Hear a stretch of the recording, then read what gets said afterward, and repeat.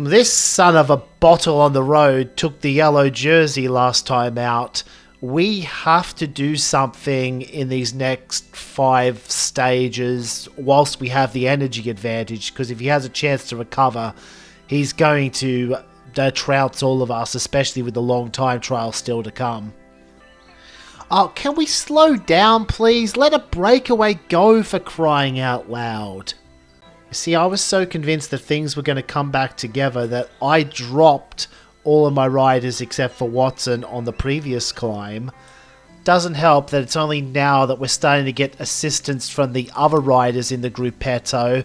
We had to catch up to A1 to finally get some relays. When we were in A2, everyone was slacking. But now the connection is finally going to be made and I can jump ahead to the finish of this stage. Wait, Maya went into relay. That's actually going to help us a lot, because I can just have Watson in P1. He gets more slipstream than Maya. And they just wasted all of their effort relaying for an intermediate sprint. Also, maybe not directly to the finish line. We do still have this technical zone in the way. Oh, they did make it, just about. And there's no point in me sprinting for that. We're not going to get on the podium. I would have liked that to have been a more taxing stage for Niels Meyer to press our stamina advantage, but there was no cooperation amongst the relay riders. Some of them went out too hard and the rest didn't want to follow. This is an awkward position to be in. I would have liked to have had Kramer with me here. Campbell is out of energy. That's why this breakaway managed to get away on the flat, because no one else wanted to relay. In the end, it didn't really hurt us. Alpha Mitch was left on the hook of having to take us to the foot of this climb. We may have to give up on the idea of making up time in this first week and just focus on making the race as difficult as possible for Maya, so that his recovery stat takes a big knock leading into weeks 2 and 3. So you may be wondering how I ended up on the front of this group heading into the finish, and it's another case of me being too kind for my own good. See, I want to leech off of these front riders over the next 2 or 3 stages, but realistically, if I'm going to do that, I need to do some work at some point. So if I do it now, then I have an excuse to leech off of them in later stages. But if you were trying to play this game optimally, you wouldn't even do this work at all. You would force the rest of the riders to make you work. And it'll probably work out just fine for me to have taken the relay on that stage, because this flat stage gives Herman Watson a chance to fully recover, whereas Niels Meyer, he might not. I'm contemplating whether I should have brought Campbell up as well, because I'm saving him provisionally to do work tomorrow, but Kramer, I don't think he's going to be able to do much here. And indeed he isn't. The move up the road is not for him. Watson's going to need a max move just to make it himself. Darn. Oh, Cedric Rouse can make it. He still has a chance of sprinting them into the ground. But we can't.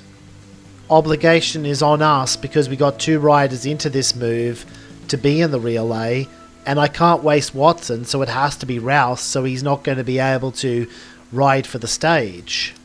So what I'm going to do is I'm actually going to bait Maya to attack over me. And yep, their bait successfully laid. Oh, look at this. Moritz Weber, he's shirking his responsibility. It's not on me because I did it yesterday. And actually, what if I try and win the stage here? Because I could always abort if it's not on, but it would take a max sprint to get around Efimovic. This would guarantee the stage win, but what about tomorrow? That's a hilly mountain, and I still want a GC. I'm going to choose not to go, because now we get back-to-back mountain stages to finish. I wanted the maximum attack points again. I would not have gotten it had I sprinted for that stage win. Really would have liked this bigger hill to have been near the end of the stage, because what this downhill is going to do is give Maya a chance to recover all of the damage that we put into him on this climb. We got a new problem. William Wagner and Gerhard Horn are a lot fresher than Herman Watson. So we got to be careful that in the process of trying to burn up Niels Meyer, we don't in turn get counterattacked by those two. Nonetheless, numbers are on our side and we're going to be the last rider to act on each turn. Well then, here we were talking about how vulnerable Niels Meyer is. He's doing what he did at the Gasmea and putting more time into everyone, except for me. And I would have been fine with relaying Meyer over the line here, but if I did that, Meyer would have had just enough slipstream to sprint past me, whereas if I sit on his wheel, I can be the one to sprint past him and take the stage win. And there's actually going to be riders eliminated from the tour today. I saw they did not make it across the line in time.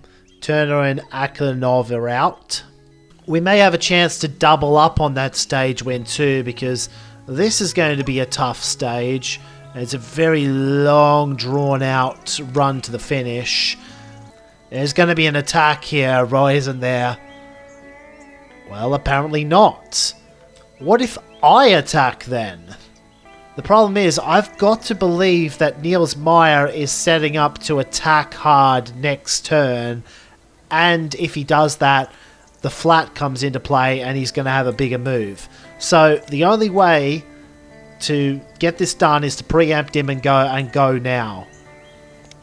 But this is a long way from home. We're doing it.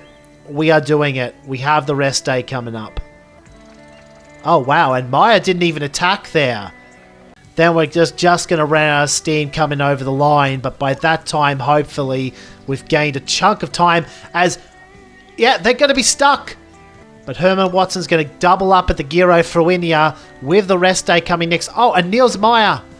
He's out of energy, and that means we are going to get the yellow jersey going into the next week.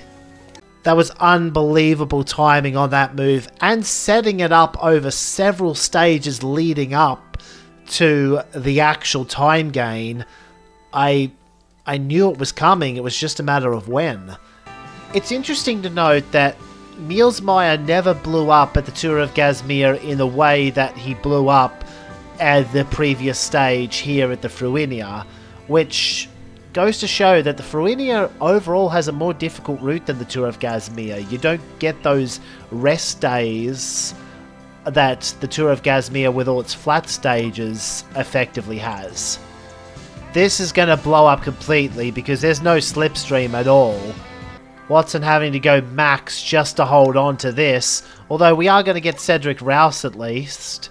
Unfortunately, if Rouse sprints, it's only going to be for second because Alpha Mitch is following through and is easily going to take this win. In fact, after all of that, we even got caught by the peloton, and that's going to squander our efforts of sprinting because everyone else gets to act after us.